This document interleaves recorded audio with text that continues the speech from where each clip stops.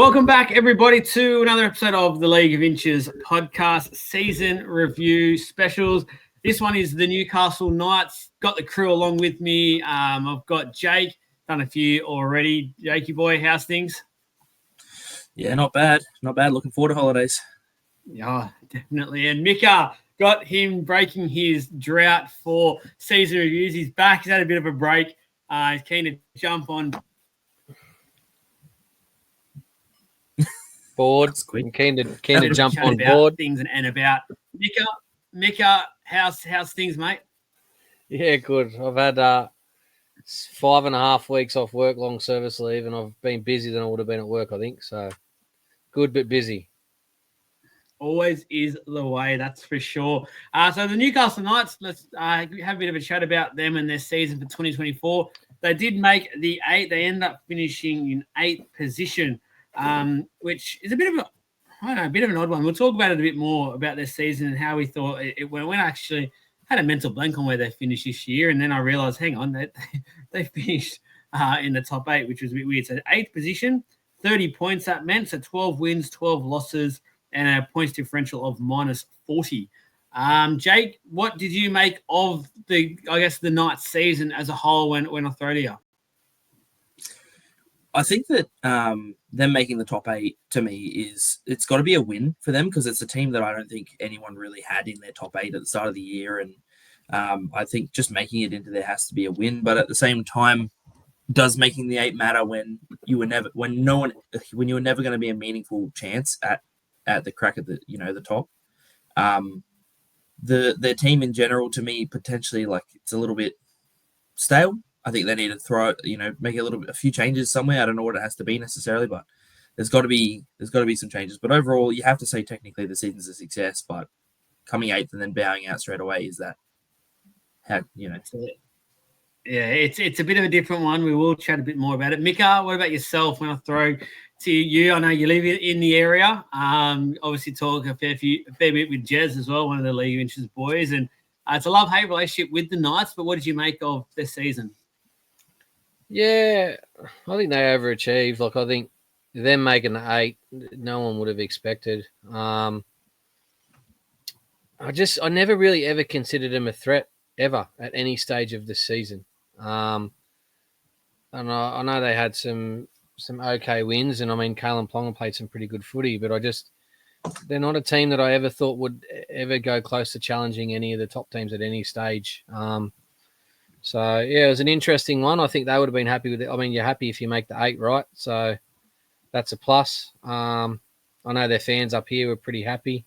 A lot of their fans got definitely overexcited. But, yeah, still an odd one for the Knights. Like, they were just kind of there, but not ever really there for me. Yeah, I agree. It's a weird one, because one of the first things I've written down about their season was their halves dilemma, and the fact that Adam O'Brien went through the whole year and it felt like they had 12 different sort of halves pairing at one stage. They always were swapping and changing, and no matter what, it was sort of it was a weird one. It just felt like, and I think Mick is just quickly changing up his internet. He's rebooting it, which is all good there for those watching on YouTube. Do not freak out. He'll be back, I'm sure. But Jake, it just seemed like one of those ones where Adam O'Brien did not know who to put there in the 6 and 7, because there was a few unnecessary or unforced changes due to injury. There was a couple where he just changed it. Yeah, I think I think it's a bit interesting that it would be the times that he changed after a win, where, like, he must have seen something he wasn't happy with, but he mustn't have been happy all season, because that just kept happening. Like, he'd see, you'd get a win or 2 wins in a row, and then they'd go through and change up their halves. Like, it didn't really make much sense. Find something that's actually getting you wins first, and if after a few, then a few losses in a row, then maybe you start to go like, oh, okay, we need to change here. But changing after a win I reckon it sends the wrong message, to be completely honest with you. Like, you've done good enough to get us the win, but I don't think you did good enough personally, so you're going to go get in the bench, and they need to be winning games. So it was a weird one, because we started the year, and me personally, they signed Jack Cogger, and for mine, coming over from the Penrith system, had a pretty big impact in the grand final. As soon as he went to the club, went on the field, the Penrith Panthers obviously went on that run. Obviously, it was mainly Nathan Cleary, but I think Cogger really helped him in terms of steady the ship for the Panthers in the grand final. So that's the biggest stage, and that's the biggest game that we can have in our regular season sort of calendars, in my opinion. And I think it just beats Origin when it's the NRL actual grand final. But then the Knights, like, they didn't even start with him. I just thought, I know, like, Adam O'Brien came out at the start and said, we want to stick with what worked for us last year, but we all know how quickly rugby league can change and how quickly this game can change, and you simply have to adapt. And I don't want to be disrespectful to their halves, but everyone knows a lot of last year came down to Kalen Ponga. Yeah, well, I think he's lagged out there a little bit. It did definitely come down to Kalen Ponga alone, and that's actually something that I would say is quite different between. Yeah, sorry, you stopped talking, so we jumped in. But yeah, one thing that I thought was them as a team is their issue. So I'll use Manly for a second here as, like, when Tom Trbojevic at the back, he's on his game. It feels like he amplifies his whole team around him to do better. Whereas it feels like when Kalen Ponga's on his game, he's the only one who can take it all upon his shoulders. The team doesn't quite ever get near his level, and I think that's their big. He feels so isolated from the team as a talent. Whereas at least when you come to like a team like Manly, when Tom's on, he brings everyone up to being on a higher level than what they sort of can be. And I think that that's something that the Knights need to sort of get a team around them that can do something like that, like can get that energy level up, or can get, match him a little bit. I think the difference with Manly too is like you said, when Ponga's on, he's still got to do it all himself. But when Tom's on, he just adds to what they've got. I mean, they've got the Queensland halfback, the ex-Australian halfback. I mean, they've got other players in their team that can create. But I just feel like Newcastle, their only game plan is to pass it to Ponga, and it's at times it's very reminiscent to me of Parramatta when they had Hayne at fullback, 09, 10, 11, 12 sort of years. They loaded a lot of their salary cap into Hayne, and they couldn't put halves around him. And without halves to create space for your fullback, then, I mean, teams quickly adapt, and they just put defensive numbers on the fullback, which is probably why we didn't see Newcastle have such a run as they did last year. Ponga still played good footy, but teams just sort of wake up to a bit. And I know they still scraped into the 8 this year, but it's not like they did it in the fashion they did last year, where Ponga every week for 10 weeks in a row was sort of, winning games on his own. So I think that's the difference there. We spoke about it all year. You can't pay a fullback in any team $1.4 million and expect to have decent money left over to put the rest of the team around them. I think if you earn that sort of money, you've got to be a half, because everything comes off the halves. You need a good creating half, and I don't think Newcastle have had that for a long time. And I think the Knights are very scared to get in that conversation again with putting Ponga back into the halves after we've seen how that experiment sort of failed, I guess, at the start of last year. But you're right, because if you're demanding that sort of money, you are literally the focal point of your team. And in my opinion, Ponga is probably the most focal point player in the game. And unfairly, in a way, the pressure is on him in terms of he hasn't got anyone really to step up with him. Like, not to be so, I'm trying not to be disrespectful here, and I know the Knights fans will be listening to this and stuff, but that's what I thought Jack Cogger would be so good at here. He would take a lot of pressure off after playing with Nathan Cleary, who is right up there with Kalen Ponga, if not a better player all round than Kalen Ponga, and he's shown he can play with him. He can play with the best team in the competition. So I just don't know why Adam O'Brien had hesitation with just handing him the keys to the castle, basically, and saying,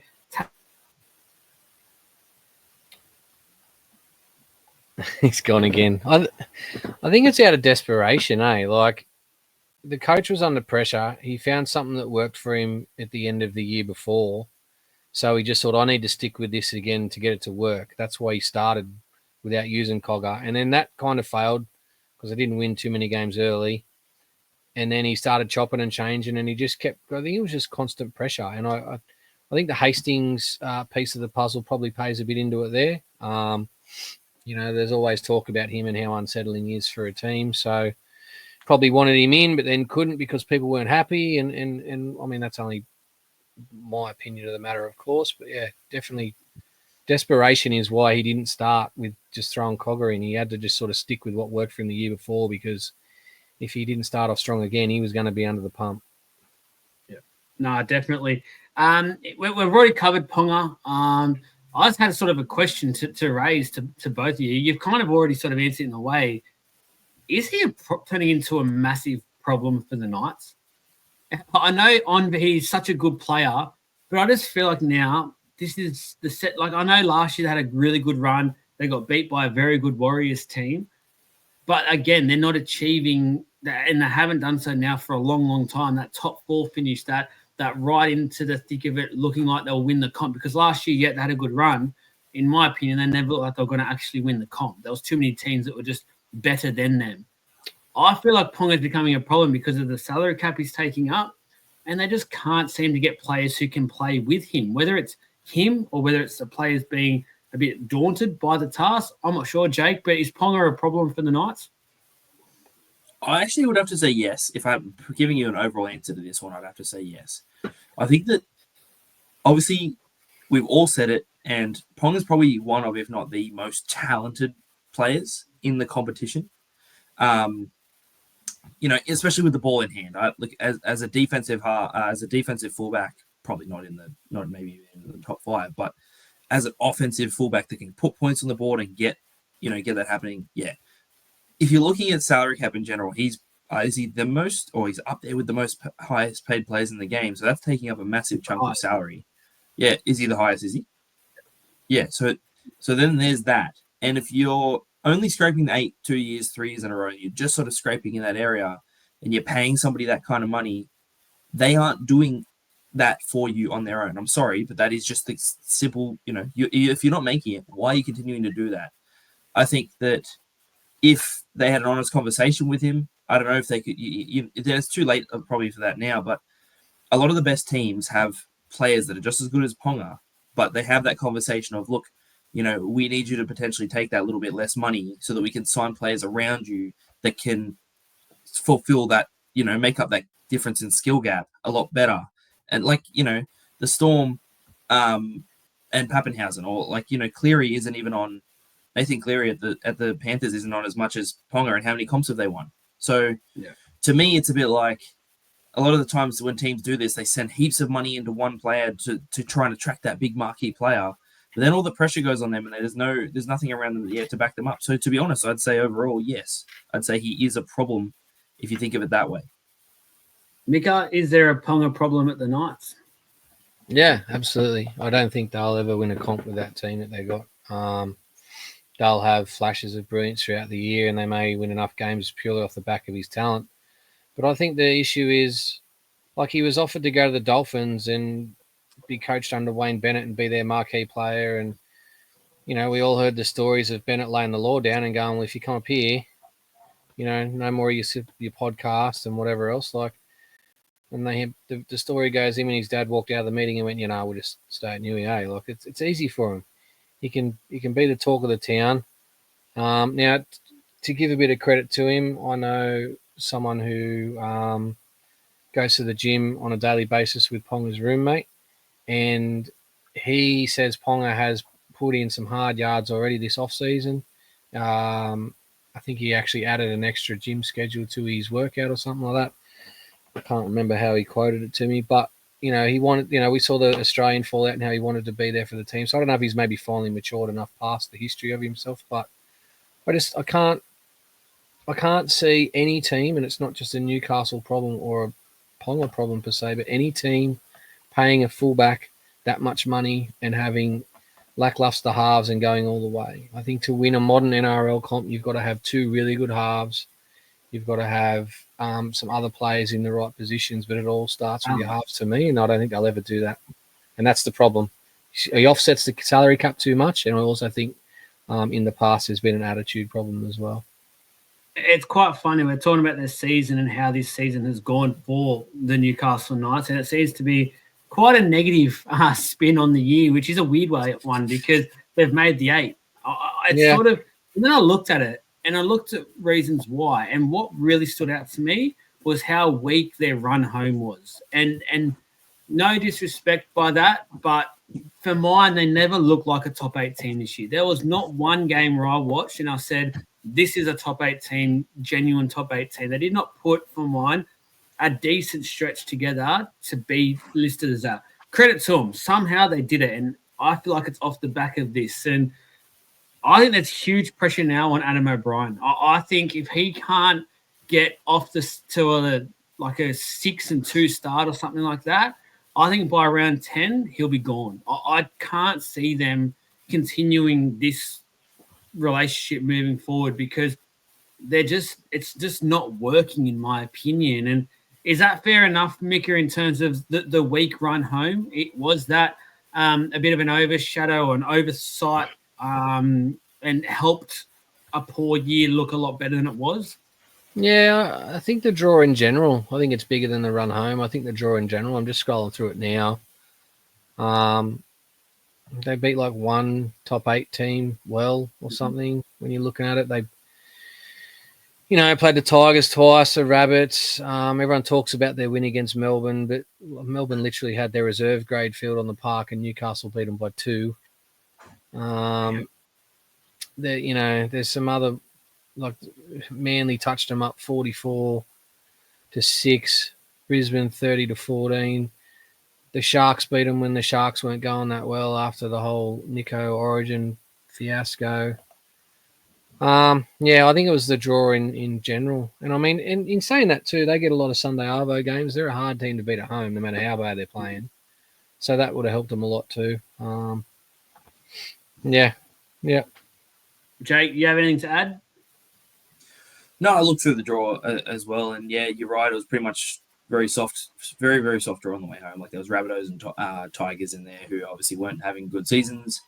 They did take it to the Sharks. I know they lost 19-18, and that was probably when people were maybe thinking, oh, maybe they could do it. But there's nothing in that draw and any wins that made me ever convinced that they could even compete. Like even make it to the next round past making it into the finals. I'd never even thought that was going to happen. Yeah, it was just an odd season. I guess on a bright note for the Knights, I think Dane Gagai was huge for him this year. And saying that as well, I think Fletcher Sharp was a really exciting, great prospect coming through and is shown. I know over the next couple of years, Ponga will still be there. Who knows what happens into the future, but for the time being, he will be on the wing. He's happy to play on the wing by all reports, and he's been killing it on the wing since he's gone there. So there's definitely some bright spots there. I think Tyson Frizzell, anytime he was on the field, was one of their best players as well on a consistent basis. So, always is. Yeah, for mine, there's some definite bright spots and sparks for this season. Anyone else sort of stand out for you, Jake? There are a couple of mine. Again, I thought Dane Gagai was a monster. I was going to say Bradman Best was injured a lot of this season, but when he is not injured and when he's playing, as you saw when he played for the Blues, like the guy's a freak. One thing I don't think that the Knights do with him enough is they don't give him ball early and let him sort of run his own runs a little bit, or he kind of needs that build up as opposed to being that carry the ball and get hit the ball at the line kind of thing. And what's their winger's name? The other winger, Fletcher Sharp. No, Sharp not Mazu. Mazu, tackle busting freak. So their backline has got talent. Maybe it's just that they don't have the forward pack to match it. That could be the issue. Their backline has got major talent. And obviously you said like the halves and the halves and the forward pack, maybe they that's what I feel like is probably the biggest issue because their outside backs have got speed, speed, agility, try scoring, strike. They've got strike. But it's just the halves and the Leo Thompson had a good season. True. Leo Thompson. And you're right about Best. Give him the ball early, but that comes back on the halves. Yeah, well. Just feed him early. Wind him up and watch him go. 100%. Just quickly, before we get on to some of the quick rapid-fire questions we do for each team, the England invasion. So we've seen the Knights sign 2 England players over. So Kai Pearce-Paul was one. who ended up playing 20 games this year. Will Price, again, part of the halves dilemma, I guess, played 3 games only, which was a shock, I think, to a lot of us because it felt like he actually showed a bit. And again, one of those just felt like unforced changes that Adam O'Brien made in the halves, and they should have just left him for the run home. It felt like he was finally getting somewhere. For mine, it sort of felt like, in a way, I would have had Cogger and Price towards the run home as my halves pairing. Jake, do you think this England invasion, I'm going to call it, was a success for the Newcastle Knights? They'll both be there again in 2025, but just off their first year, was it a success, and were they handled the right way, I guess? Because obviously one had a much bigger role than the other. Let's start off with Kai Pearce-Paul before we go into Price. So he started off as a phenom. As he came in, he felt a lot like Britton Nickera a little bit. Like he came in and he felt like he was a tackle buster. He could offload, and he was getting the ball out to people, and he worked quite well with the halves. But the issue is that when there's no the halves keep changing, that you can't build up that synergy. He seemed, I think, I remember reports in the middle of the year that he was kind of unhappy, maybe, that he was wanting to kind of go to another club or something like that. And I think they were bringing him off the bench at one point, which I just never rated. I think they were trying to play him in the middles and stuff. He was a second, like for me, he was an out-and-out second rower, and that's where he should have been. He did a job there, and I think he should have stayed there. But obviously, the coaching staff have their own reasons for that and whatnot. But I do think Pearce-Paul, I'd argue, is still a success because we've now seen what he can do. So now he just has to get back on that level and play there consistently because he's got talent. Like you saw at the start of the season, he was very good. And then you have Price. Now, the way you sort of spoke about Price then made, I didn't ever see him that, like, I didn't feel the same way about him. I never felt like he was, he never got that high level. I'm not saying he's not got that in him. I just think he's a bit young potentially, and I can kind of understand why O'Brien wouldn't have played him in that run home to finals, maybe, because he was obviously debuted this year, and I don't think he ever did anything that made me go like, oh, he's clearly better than the other half options that they had. So obviously Cogger, I still think that should have been in those halves, and then they played they didn't play the hooker, but not Brayley. They played Phoenix Crosland at hooker, which I thought was potentially a bit of a successful experiment because I never rated him in the halves. He was all right there. Not like it was insane, but yeah, I don't know who I'd pair with Cogger, but I don't think Price was the right call with the inexperience for that run to the finals. I don't think they even make the 8 if they had played him in those last few games, to be honest with you. Fair way. That's why, hey, we're all out of our opinions. That's perfect. I respect it. All right, our rapid fire questions. Key moment of the year. For mine, I'll just literally say it's a Kalen Ponga injury. Again, he got injured a bit early on in the season, missed a bit of a chunk of the season. For mine, it felt like that was the writing on the wall. They did a great job to get back and make finals, but again, it's just that much money off. He can't handle injuries. I'm not saying he can handle it. It's his fault. It's just unfortunate that he got injured once again, and it just is going to impact him so much whenever he does get injured. Jake, yours? Yeah, look, mine's a little bit on the nose here, but to be honest with you, it was the shellacking that they took in the first week of finals. Like, obviously, that's I say moment of the year because it's like, realistically, it was the most season-defining point because that's what ended their season. But they did, like I said, they didn't even look like winning at any point in that game. It felt like to me they just never. It didn't feel like at any point they were ever going to come out and win it, and they never felt like they were going to even progress past week 1. So that's my probably. Or is it meant to be positive moments or just genuine? No, anything. Anything. Well, yeah. Then in that case, then that's what I'd kind of say. I just don't think. I think that's it. That's where that's ended. That's where their season ended, and it was never going to go past that point. So that's my moment. What about your surprise packet of the year?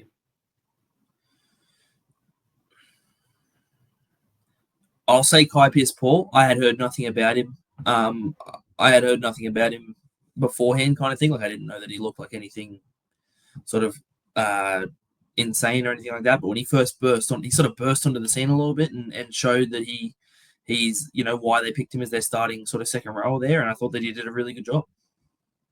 Mine was, I'll give it to Dane Gagai. I just thought, in a way, he was becoming over the hill a little bit, and to now become that and sort of become that elite player once again, I thought was a shock. Who needs a big 2025? You mentioned him, and he did have a good year whenever he was on the field, but I think he needs a good sort of 24-week sort of season, and that's Bradman Best. I'm really keen to see him rip and tear next year. I think he could end the year if he plays consistently most of the games, if not all. He could end the year in the top 3, top 4 center. I do rate him very, very highly. I just don't think we've seen the best of him yet in a Newcastle Knights jump. I don't think they've worked out quite how to use him. Adam O'Brien, he's too focused on Ponga, it seems. Get the ball to Bradman Best a lot more. Jake? Yeah, well, just what you said. We saw what Bradman could do when he put in the blue jersey. He put on the Blues jersey. We saw what he had in him after that, and that showed when he's handled right what he's got in him. So the Knights just need to use him way more than they do. He's such a strike weapon that they're just not using him enough. What is it? Big 2025. Who needs a big 2025? I'm actually gonna say Cogger, because I think he needed to cement himself in that halves role like himself. Don't get me wrong, I don't agree with him being shipped in and out like he was, but at the same time, I would never say that he played well enough to just be sort of guaranteed that spot, if that kind of makes sense. I don't think at any point I was going like, yeah, Cogger's man, why are you taking that Cogger? Like, why are you doing that? It's not like it was just like, oh, he's switching the halves again. That's dumb. But it was never like Cogger should be there. You know what I mean? Yeah, no, I do get what you mean. Micka is back. Sorry, guys, we've had a few internet issues, as you can see so far this episode, but we're headstrong on getting these completed for you, so I hope you really do appreciate it. But Micka, you missed the first couple, but I'll throw to you now. Hit me with them. Who needs a big 2025 at the Newcastle Knights?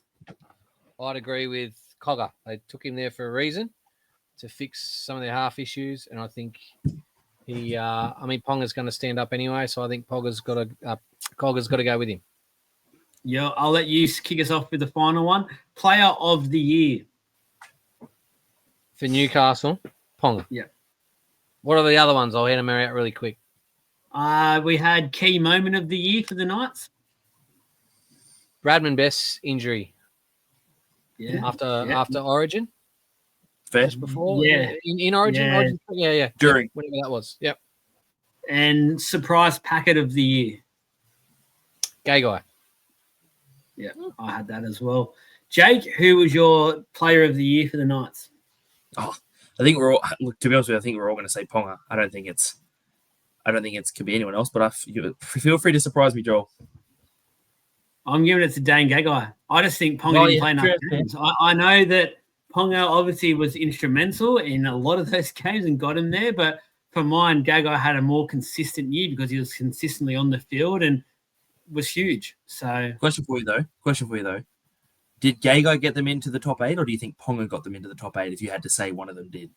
Well, they pulled off a couple of wins when Ponga wasn't there, and I remember a couple of those where Gagai was monstrous and he was huge. So, look, I'm not going to say he doesn't have the Gagai character. He doesn't have the Ponga capabilities and stuff. That's not him.